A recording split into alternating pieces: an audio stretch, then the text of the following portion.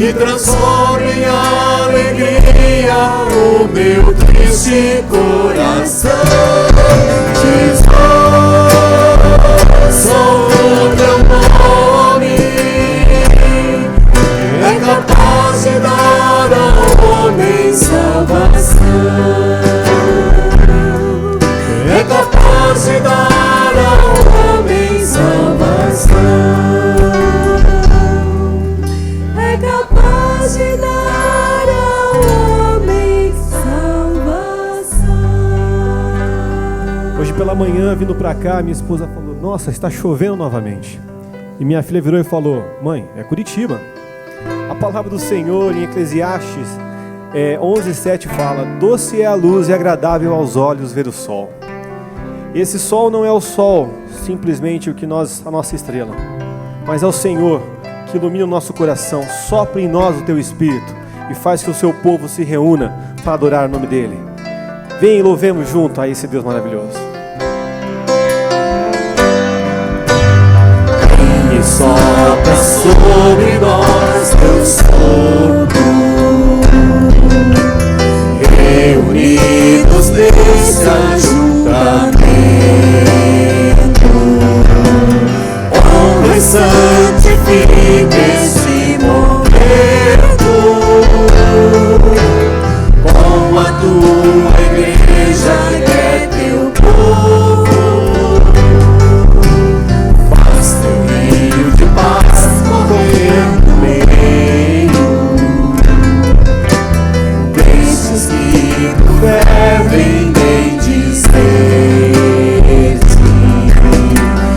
e a uma voz oferecer-te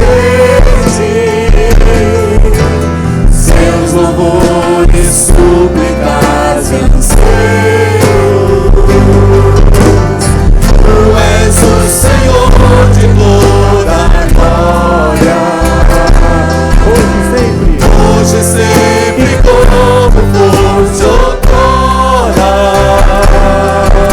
e no correr da história, revelando teu amor. Deus bendito, Rei e Salvador. Deus bendito, Rei e Salvador. O Senhor de toda a glória,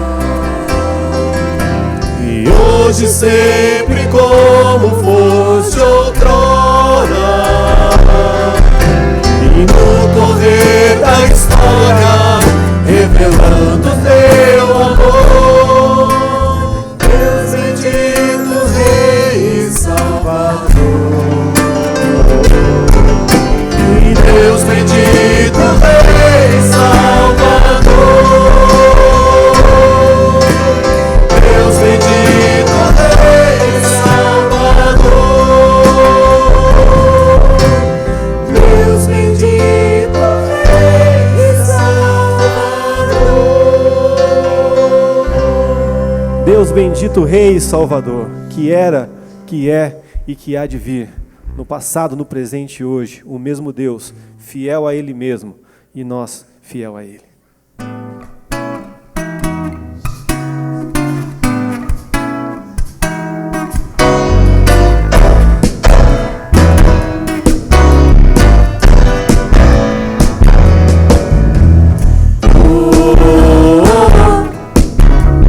Te adoramos, ó Senhor.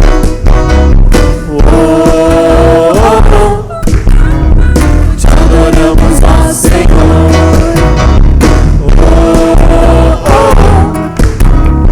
Te adoramos, ó Senhor.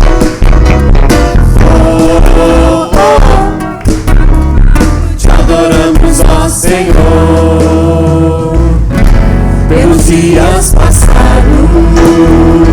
teu cuidado de Pai, como nos tens guardado, ao Senhor adorai.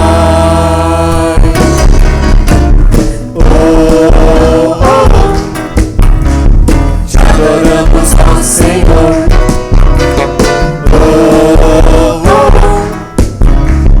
Te adoramos, ó Senhor. Pelos dias presentes, com a presença de amor, tu és Deus paciente, te adoramos, Senhor.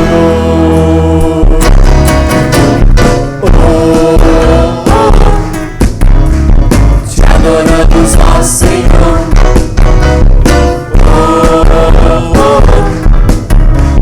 Te adoramos, ó Senhor.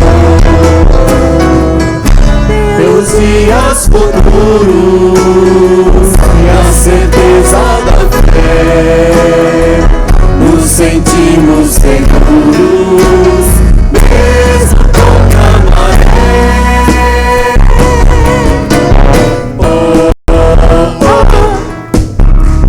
Te adoramos, ó Senhor.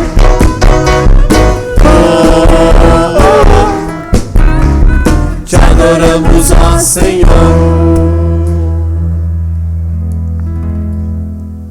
Irmãos, vamos abrir a palavra de Deus na carta aos Gálatas, capítulo 5, versos 16 a 26. Enquanto os irmãos abrem, para eu dar mais 4 recadinhos. Reunião do Núcleo Portão Batel, dia 8, quarta-feira, na casa da irmã Maria Lina. E o casal Derek e Tatiana tem alguns produtos que eles vão colocar à disposição dos irmãos. Agora não sei bem aonde, se lá fora, se aqui, talvez nos 2 lugares, na hora do almoço aqui, na saída ali. São coisas que eles produzem e que vendem para o trabalho missionário deles, coisa muito interessante. Também, sobre missões, o Ministério de Missões tem reunião hoje às 16 horas para a organização da nossa conferência de outubro, conforme já foi convocado desde o domingo passado. E apenas para reforçar o anúncio do Kairos, o casal que vai nos falar aqui é o pastor Arlindo e sua esposa Lídia, que tem um ministério muito forte nessa área de casamento. O texto bíblico nos diz assim, vamos ler responsivamente, Gálatas 5, 16 a 26. Digo, porém, andai no Espírito e jamais satisfareis a concupiscência da carne. Porque a carne é inimiga contra o Espírito, e o Espírito contra a carne, porque são opostos entre si, para que não façais o que porventura seja do vosso querer. Mas se sois guiados pelo Espírito, não estáis sob a lei.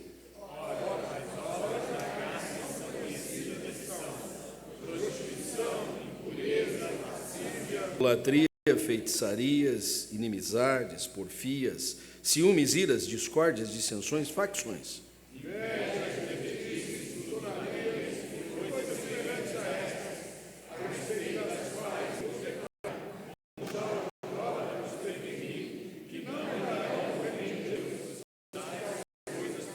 Mas o fruto do Espírito é amor, alegria, paz, longanimidade, benignidade, bondade, fidelidade. E os que são de Cristo Jesus crucificaram a carne com as suas paixões e concupiscências. Não nos deixemos possuir de vanglória, provocando uns aos outros, tendo inveja uns dos outros. Eu não quero me deter nas obras da carne, elas são por si só muito tristes, mas o Espírito de Deus vence todas estas operações da carne pelo exercício do seu fruto. E é o fruto do Espírito que nós devemos deixar florescer, crescer, frutificar, de fato, na nossa vida. E é interessante, são 9 características, mas o fruto é um só. As 9 características, de alguma sorte, se revelam no nosso coração pela obra do Espírito Santo. Na semana atrasada, faleceu a nossa querida irmã Iva Iria Coimbra Gusso, com quase 92 anos de idade. Muitos dos seus familiares estão aqui, não apenas os que são membros da igreja, mas outros que vieram hoje especialmente. E uma vida marcada pelo fruto do Espírito. Uma vida que revelou, ao longo da sua trajetória longeva, estas características que marcam o caráter cristão, que determinam a nossa vida, o nosso testemunho em Cristo Jesus. E por isso, quando estávamos ali à beira do caixão, oficiando o culto de despedida daquela querida irmã, nós nem precisaremos nos esforçar para encontrar virtudes ou fazer elogios, mas especialmente destacar que ela, como serva do Senhor, serviu de todo o coração, quanto pôde com as suas forças, e quando já as limitações físicas lhe eram muito patentes, e mesmo assim não deixava de, com muito esforço, vir à casa do Senhor, ainda sobre as suas bengalas, ela ainda serviu de tantas outras formas. Por isso, nós rendemos graças a Deus por esta vida. E rogamos sobre esta família querida, Amara, seus filhos, e tantos outros familiares, irmão que está aqui, a consolo do Espírito Santo continuadamente. Mas nós também, ao mesmo tempo em que agradecemos a Deus a vida preciosa da Dona Iva, que foi chamada à glória com mais de 90 anos,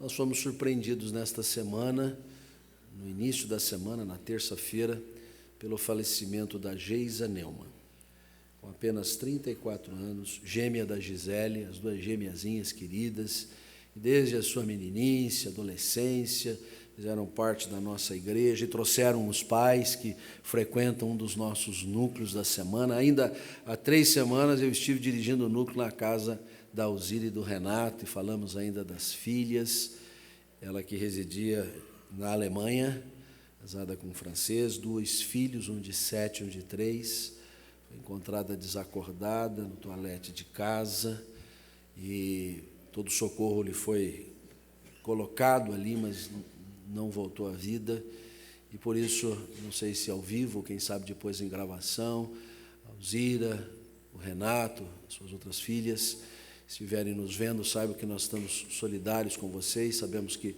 O sepultamento será na próxima quinta-feira, lá na Alemanha, e nós queremos, quando no retorno deles, estarmos juntos e pedimos o conforto do Espírito Santo também sobre esta querida família. Curve a sua fronte, vamos ter um instante de oração silenciosa, logo depois o coral vai entoar um hino e nós vamos ter a oração pastoral.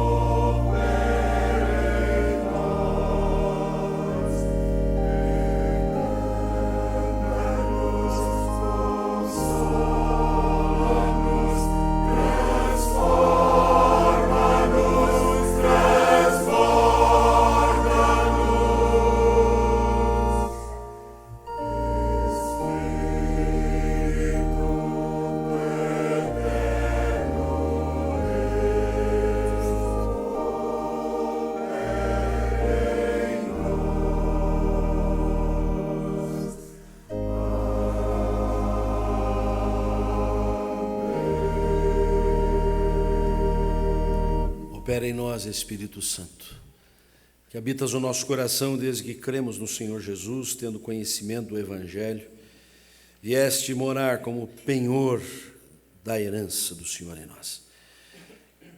E frutifica em nós, ó Deus, todas estas graças maravilhosas, esses dons dos altos céus, para que revelemos, ó Deus, nesse mundo tenebroso a luz da glória do Senhor.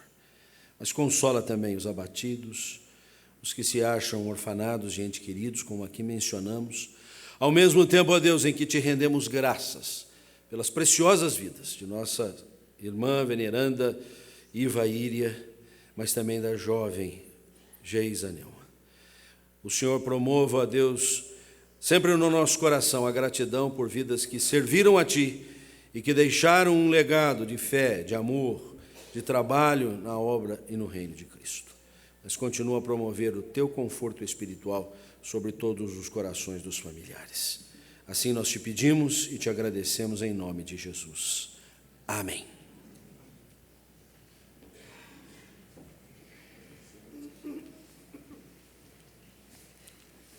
Na família de Deus é o momento de consagrarmos os dízimos e as ofertas. Convido os irmãos para abrirem as suas Bíblias no livro de Atos, capítulo 2. Nós vamos ler do 42 ao 47. E a palavra de Deus, neste momento, nos exorta a perseverarmos na doutrina e a perseverarmos como família de Deus, em vários aspectos que nós vamos ler. Gostaria muito que a congregação fizesse a leitura em conjunto.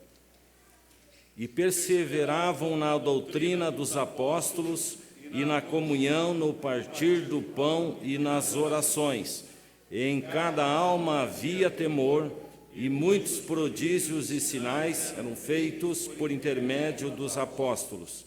Todos os que creram estavam juntos e tinham tudo em comum. Vendiam suas propriedades e bens, distribuindo o produto entre todos, à medida que alguém tinha necessidade. Diariamente perseveravam unânimes no templo, partiam o pão de casa em casa e tomavam as suas refeições com alegria e singeleza de coração, louvando a Deus e contando com a simpatia de todo o povo. Enquanto isso, acrescentava-lhes o Senhor, dia a dia, os que iam sendo salvos. Enquanto cantamos o hino 64, Grata Memória, os diáconos estão fazendo a coleta dos dízimos e ofertas, e que Deus possa nos abençoar ricamente nesse momento. Bom dia, irmãos. O hino tem 5 estrofes, nós vamos fazer mulheres, homens, então, afinal, a gente canta todos juntos.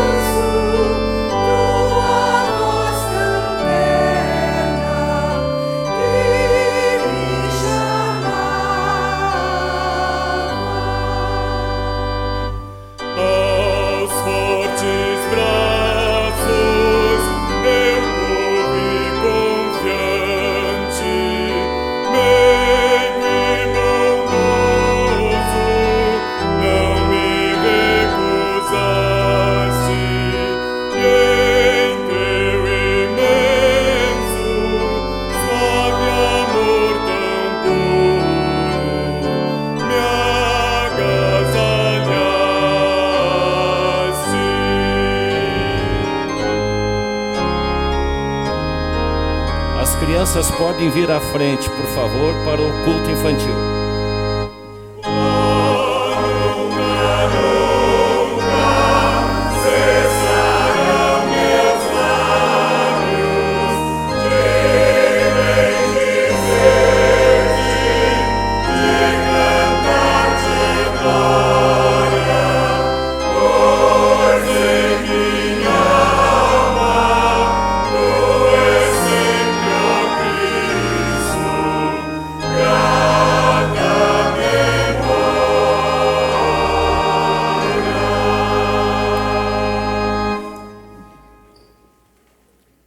Oremos.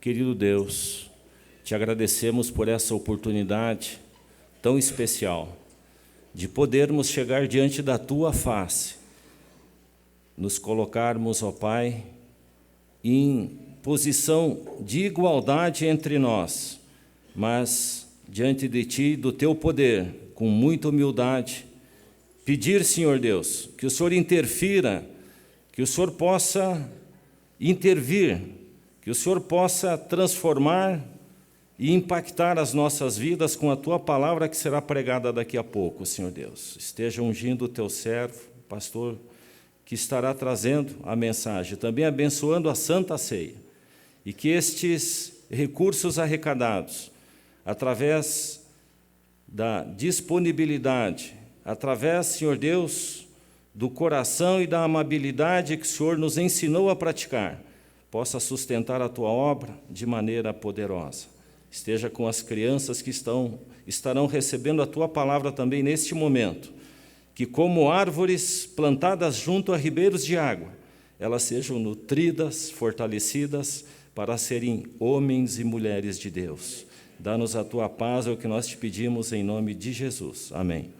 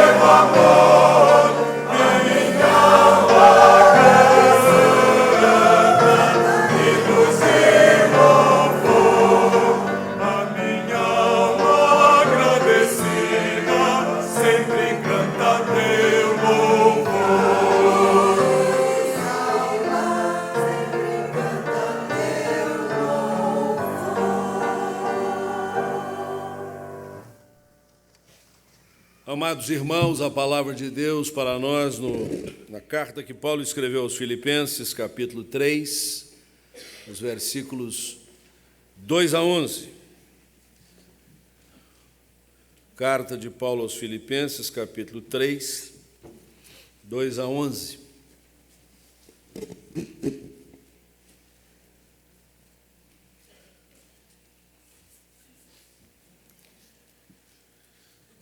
Acautelai-vos dos cães, cautelai-vos dos maus obreiros, acautelai-vos da falsa circuncisão.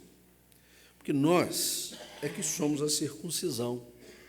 Nós que adoramos a Deus no Espírito e nos gloriamos em Cristo Jesus e não confiamos na carne. Bem que eu poderia confiar também na carne.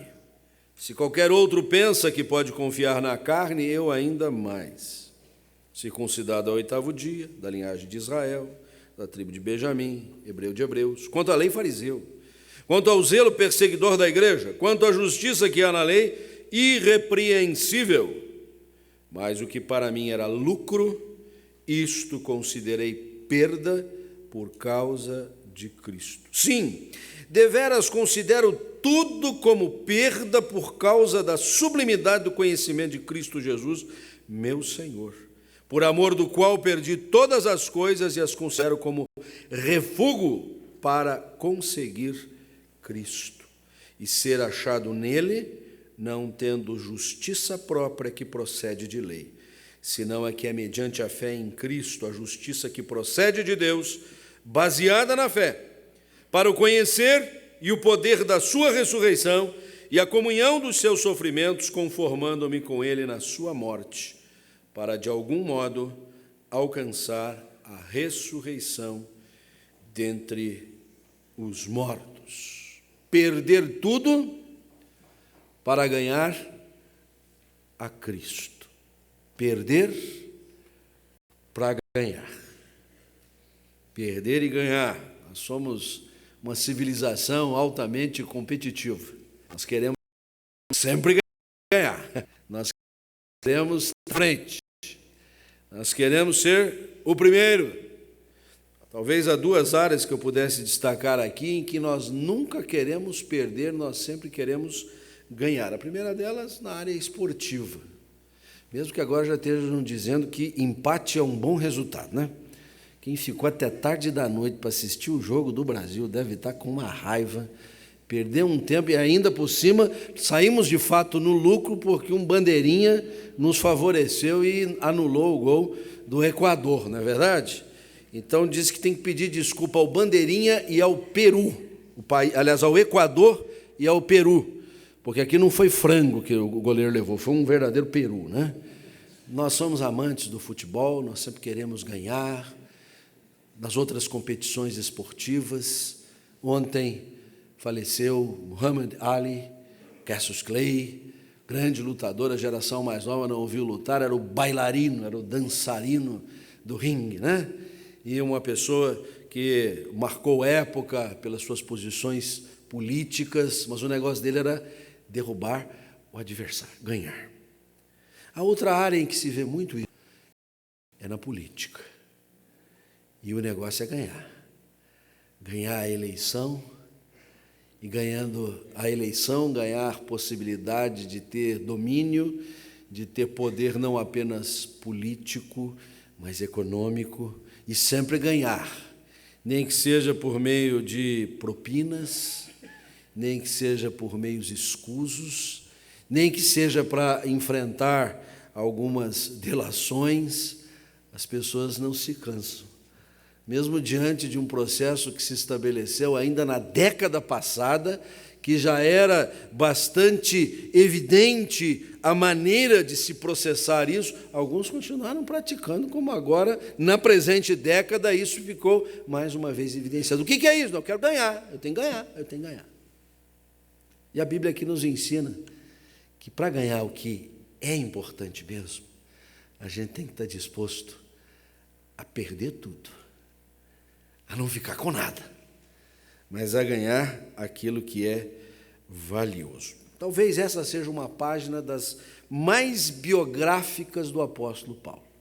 Nós podemos pensar aqui, ali, acolá, no livro de Atos também, não só nas epístolas paulinas, lances da sua vida, do seu currículo vitae, mas aqui Paulo dá um testemunho pessoal da sua formação, da sua preparação, do seu conhecimento, para levar ao ápice e dizer assim, isso aí teve um valor, teve importância, mas não era o mais importante para mim. E eu estive pronto e, de fato, dispensei tudo isso, deixei para trás tudo isso. Numa expressão, perdi tudo para ganhar o que era mais importante. Eu creio que algumas expressões nessa passagem são passíveis de alguns esclarecimentos, a começar do verso 2, onde começamos a leitura, quando Paulo diz assim, acautelai-vos dos cães. Eu tenho um problema com cachorro. O cachorro não é um negócio que eu gosto de só em fotografia. Eles também parece que não gostam muito de mim. Será que Paulo está falando sobre animais, os irracionais? Acautelai-vos dos maus obreiros.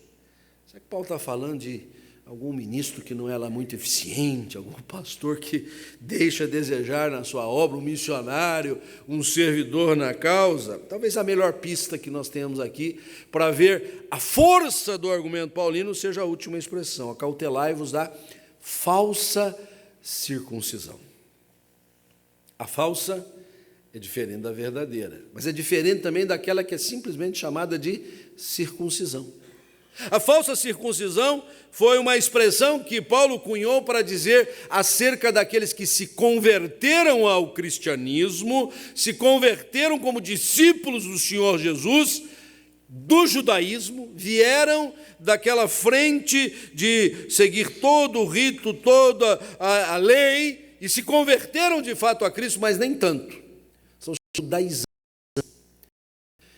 Eles aceitaram a palavra de Cristo, mas não o suficiente para abrir mão de certos ritos, certas atividades que entendiam ser importantíssimas em detrimento dos gentios que abraçaram a Cristo e pronto. E o que faziam esses judaizantes? Eles tentavam impingir sobre os gentios, sobre aqueles que já estavam mais livres destes ritos, a exigência. Tem que fazer assim, tem que ser desse jeito. Não pode comer aquilo, não pode comer aquilo outro, tem que guardar tal dia. Tem um negócio que a gente ainda vê até hoje, sem entrar no mérito. E a estes Paulo não apenas diz, eles são uma falsa circuncisão. Porque nem são a verdadeira a qual Paulo vai falar, nem a própria circuncisão.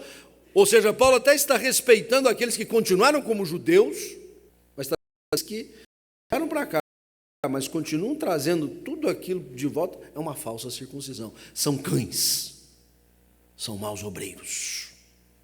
E Paulo acrescenta uma maneira de aqui que é importante compreender. São aqueles que confiam na carne. Carne aqui não tem nada a ver com o churrasco que você vai comer daqui a pouco ali. Está cheiroso o negócio aqui. Nós sempre gostamos desse primeiro domingo, porque a gente se alimenta do pão da vida que é Jesus e depois também enche o pandulho, né? Mas o apóstolo Paulo está se referindo aqui à carne e à humanidade. Nem mesmo Paulo está usando a expressão carne no sentido de obras da carne. Obras da carne, como agora há pouco nós lemos na contrição, em contraste com o fruto do Espírito.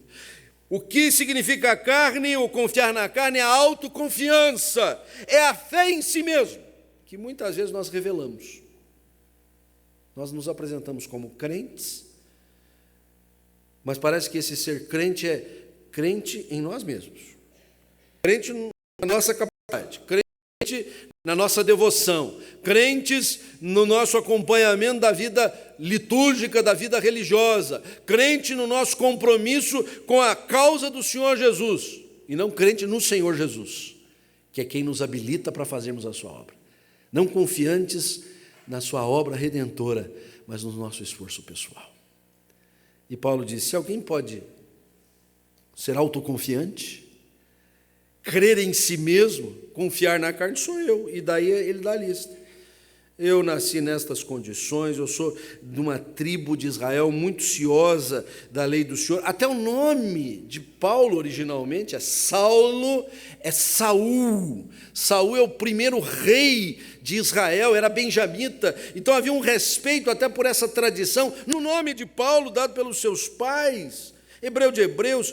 E quanto à lei, eu poderia ter sido uma pessoa isenta de maiores responsabilidades, eu poderia até ter derivado para o interesse político, virar um saduceu, apesar dele não ter a linhagem, mas eu resolvi ser um fariseu. E a gente às vezes tem aquela crítica ácida contra os fariseus. Os fariseus eram gente boa, séria, dedicada, honesta, não aceitava propina, não se deixava levar por encantos de corrupção, seguiam meticulosamente a lei, como com certeza a maioria de nós aqui não se interessa por isso. Então Paulo diz, se eu posso, tem alguém que pode dizer, sou o tal, sou eu. E aí, como fariseu, eu fui incumbido de ser muito zeloso.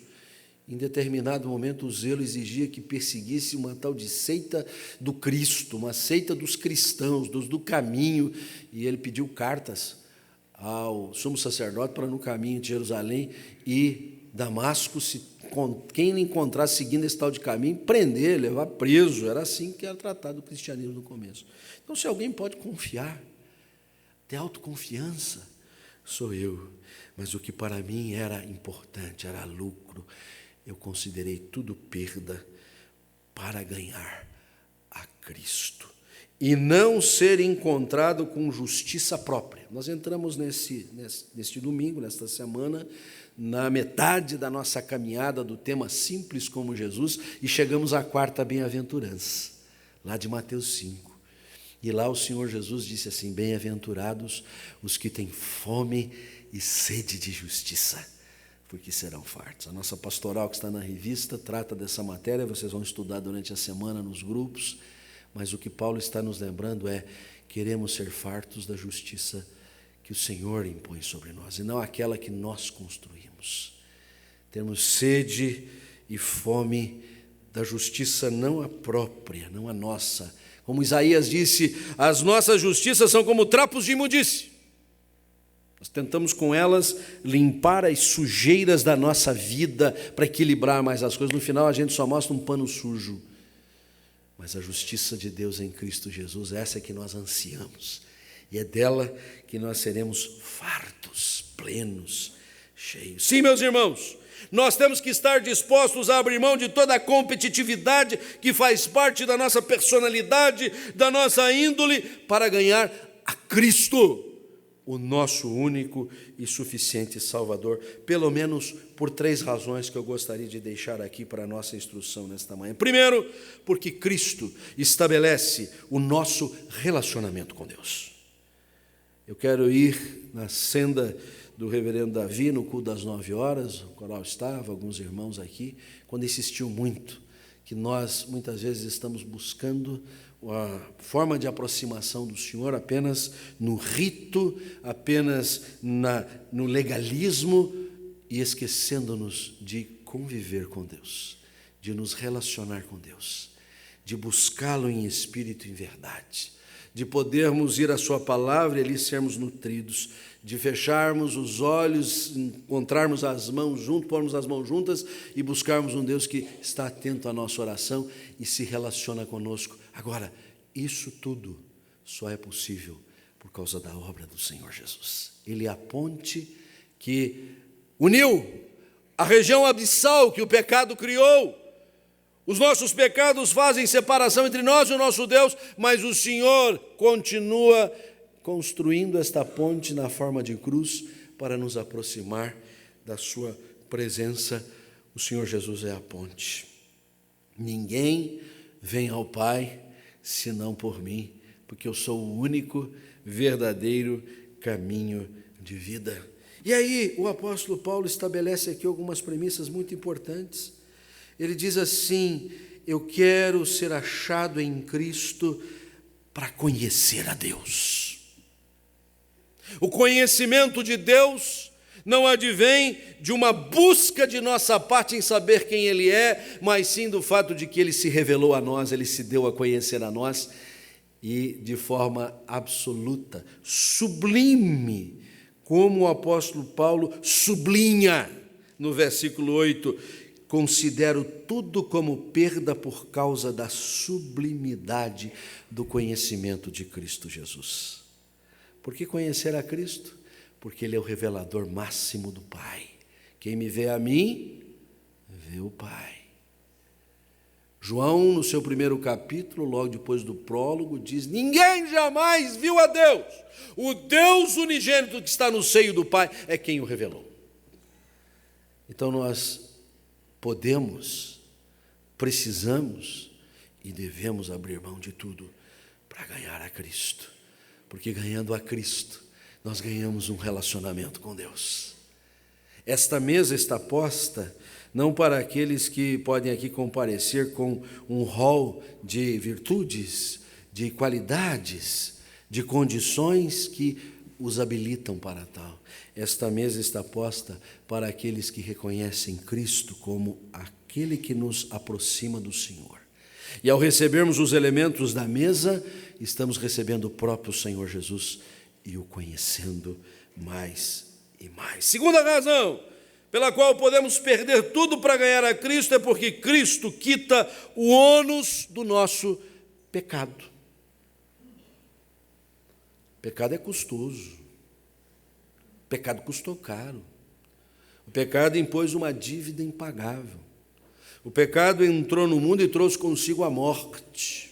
E a morte passou a todos os homens porque todos pecaram. Você está achando que está muito endividado? Que acha que está faltando mais mês no seu salário? Né? Ou, por contrário, está faltando... Tem mais mês, o salário acaba antes, né? Não sabe como é que vai pagar as contas, está no desemprego. Não quero dizer que essas dívidas não sejam importantes e você não tem que resolvê-las de alguma forma. Eu quero lembrá-lo que dívida maior é a dívida do pecado. É impagável. E não é o nosso rito desta manhã, e não é a nossa vida religiosa, e não é a nossa busca incansável que vai pagar essa dívida. Só o Senhor Jesus. Só a sua obra na cruz do Calvário. só o que ele fez em nosso lugar. Por isso o apóstolo Paulo, no versículo 10, diz assim: eu quero sim conhecer a Deus, o poder da sua ressurreição e a comunhão dos seus sofrimentos, conformando-me com ele na sua morte. Você não pode, de maneira alguma, participar da ceia do Senhor nesta manhã dominical, chuvosa, tipicamente curitibana, sem se conformar com Jesus na sua morte. É preciso agora olhar para o Senhor Jesus e dizer: eu morri com o Senhor Jesus. Eu morri quando Jesus morreu. Eu morri para o pecado como Jesus morreu. Na carta aos Romanos, no capítulo 6, Paulo desenvolve um pouquinho melhor isso, quando ele diz assim no versículo 3: ignorais que todos nós fomos batizados em Cristo Jesus, fomos batizados na sua morte. Paulo não está se referindo ao rito batismal, ele está se referindo ao fato de que quando Cristo morreu, nós morremos com ele. No versículo 2, ele complementa esse pensamento, dizendo: de modo nenhum continuaremos a pecar, porque como viveremos ainda no pecado, nós que para ele morremos. Então esta hora de participação da ceia não é hora para a gente agasalhar o pecado no coração, para a gente cultivá-lo, e para a gente, cheio de desculpas, dizer: a gente é fraco, a gente é frágil, a gente erra, a gente falha. Inclusive já participamos do momento do culto para a confissão de pecados. Tudo isso é verdade. É hora para dizer: Senhor, nós nos conformamos contigo na tua morte e queremos valorizar o fato do Senhor ter quitado a nossa dívida.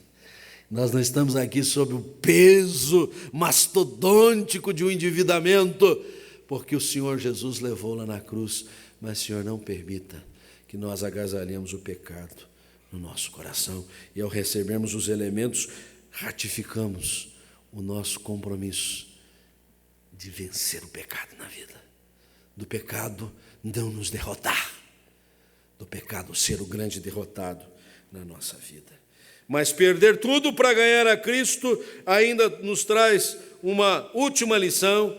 Isso tem a ver com o fato de que Cristo confere novo propósito para a nossa vida. Nós cantamos um hino próprio do nosso hinário, diz assim: com Cristo unido na morte da cruz, conformamo-nos com Ele na sua morte. Mas a outra estrofe diz: com Cristo unido na ressurreição. E Paulo diz isso aqui na carta aos Filipenses, quando fala que perde tudo por amor de Cristo para conhecer o poder da sua ressurreição. E no verso 11 ainda diz: para de algum modo alcançar a ressurreição dentre os mortos.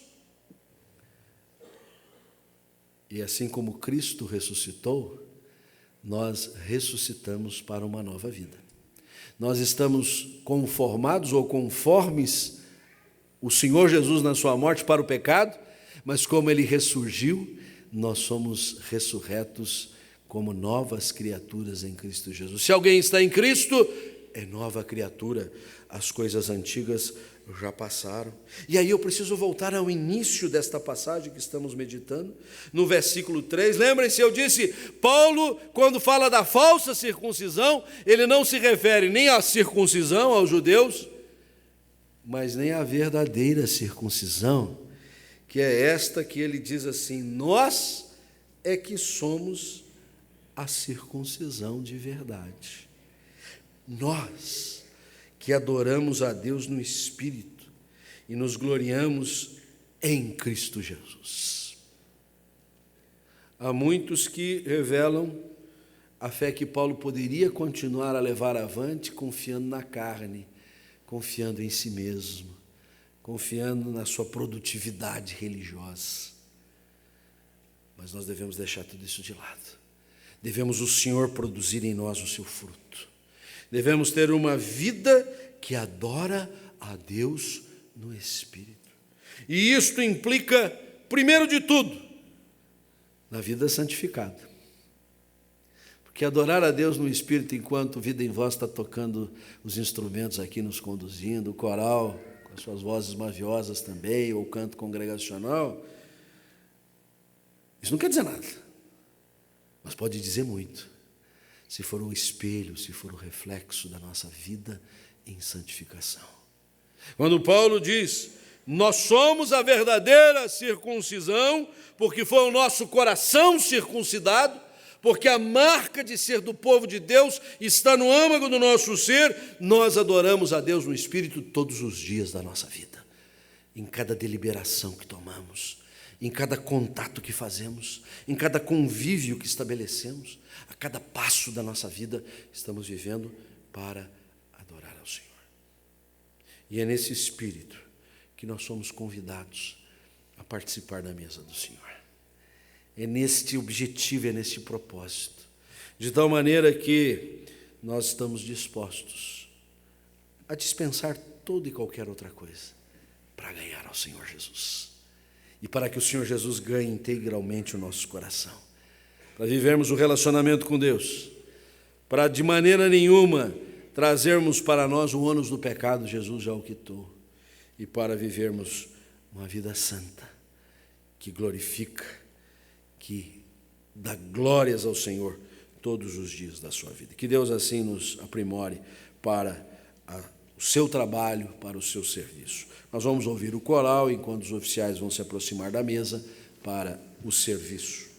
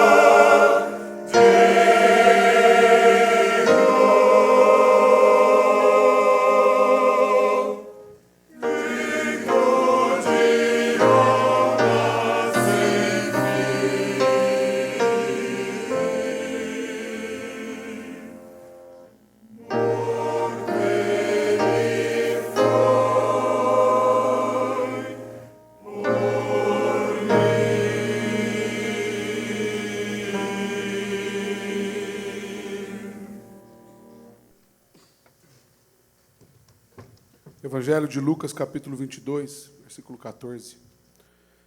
Chegada a hora, pôs-se Jesus à mesa e com ele os apóstolos e disse-lhes, tenho desejado ardentemente comer convosco essa Páscoa antes do meu sofrimento, pois vos digo que nunca mais comerei até que ela se cumpra no reino de Deus. E tomando um cálice, havendo dado graças, disse, recebei, reparti entre vós, pois vos digo que, de agora em diante, não mais beberei do fruto da videira até que venha o reino de Deus. O Deus que antes se manifestava no templo, agora se revela na mesa. O Deus que antes era aquele que era alcançado por meio de rituais, agora é aquele que se parte e se reparte junto com os seus. E esse texto diz que a Santa Ceia, antes de qualquer simbolismo ritualístico, ela representa um profundo anseio. O anseio de Deus de estar com os seus. E na reprodução em memória, que é isso que a gente faz agora, o nosso anseio de que certamente tomaremos mais uma vez essa ceia com Ele. Essa é a esperança cristã. Mais do que esperança, como utopia, é a realidade na qual nós precisamos viver. O entendimento da Santa Ceia é que a fé cristã se dá na partilha. Quando Jesus toma o pão e ele parte, ele diz: esse é o meu corpo, não o pão, mas isso aqui é o meu corpo. A comunhão é o meu corpo. É necessário que haja entendimento acerca da profundidade desse rito, mas que revela o caráter do amor de Deus. Um Deus que se doa a si mesmo, como nós acabamos de ouvir. Nós vamos orar, e eu quero convidar você a orar comigo, colocando a sua vida nas mãos desse Deus que se doa, e de repente dizendo: Senhor, eu também quero me doar. Que a comunhão seja, sobretudo, algo vivenciado por nós nesse rito. Pai querido, Pai de amor, nós estamos diante desses elementos que por si só não traduzem nada, mas somos reunidos em torno deles como aquilo que traduz tudo. Tu és tudo em nós. É a tua presença santa nesse lugar que dá sentido a esse ritual.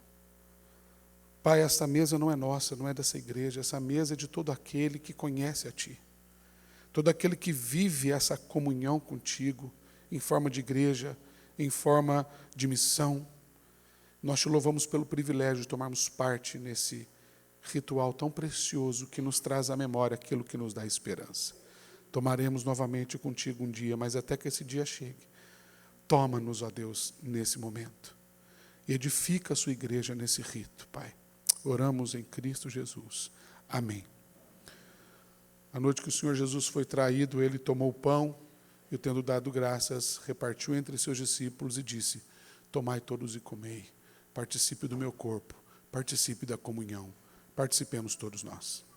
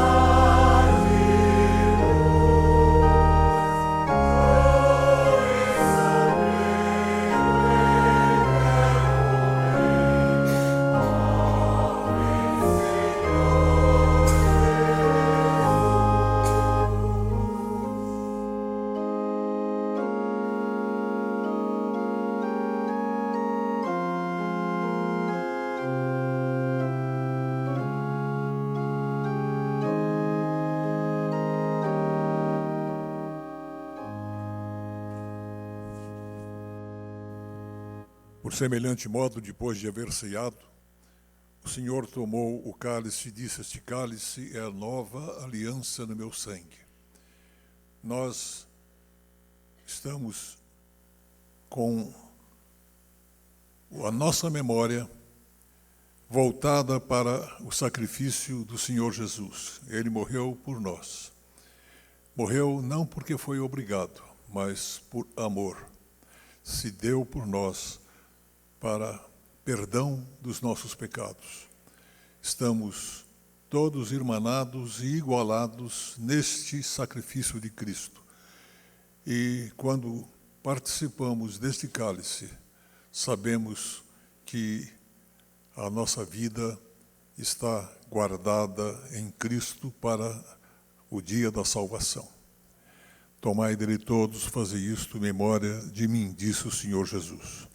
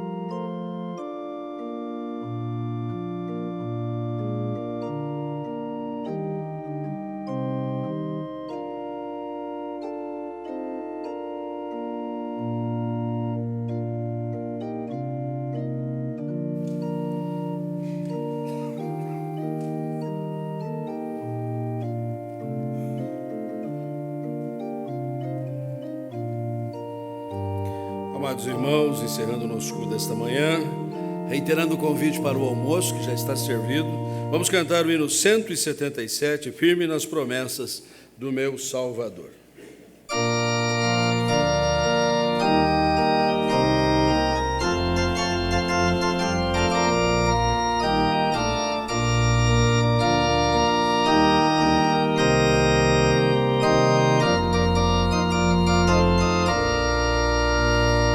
Firme nas promessas do meu Salvador, cantarei louvores ao meu Criador.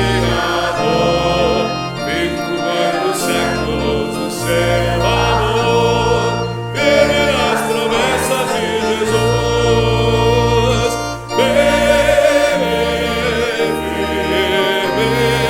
Firme nas promessas de Jesus, meu mestre.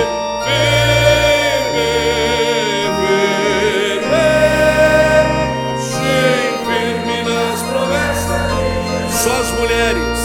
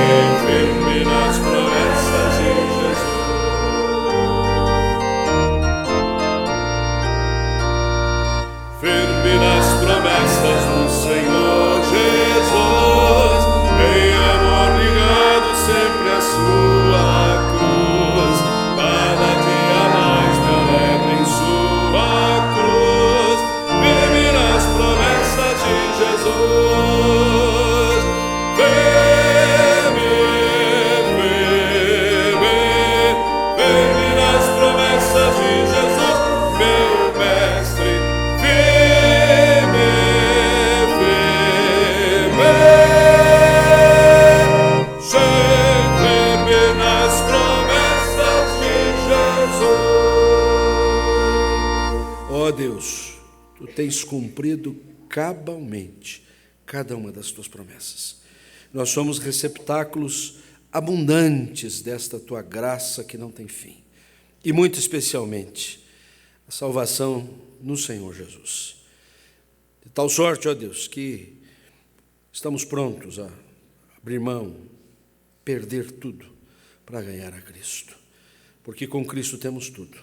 Sem Cristo nada temos. Mas no Senhor Jesus a abundância de vida está sobre nós. E animados na fé, Senhor, e revigorados pelo encontro desta manhã, e mais dispostos e motivados ainda a esta senda de vitória, Senhor, enquanto participamos da mesa do Senhor. Possamos, ó Deus, viver o nosso cotidiano debaixo desta luz maravilhosa, na certeza de que o Senhor continuará a cumprir cada uma das tuas promessas. Agradecidos te somos em nome de Jesus. Que o Senhor vos abençoe e vos guarde. Que o Senhor faça resplandecer sobre vós o seu rosto e tenha misericórdia de vós. Que o Senhor sobre vós volva a sua face e vos dê a paz. A graça do Filho, o amor do Pai, a consolação do Espírito repouse sobre todos hoje e sempre. Amém. Graças, graças, mil graças.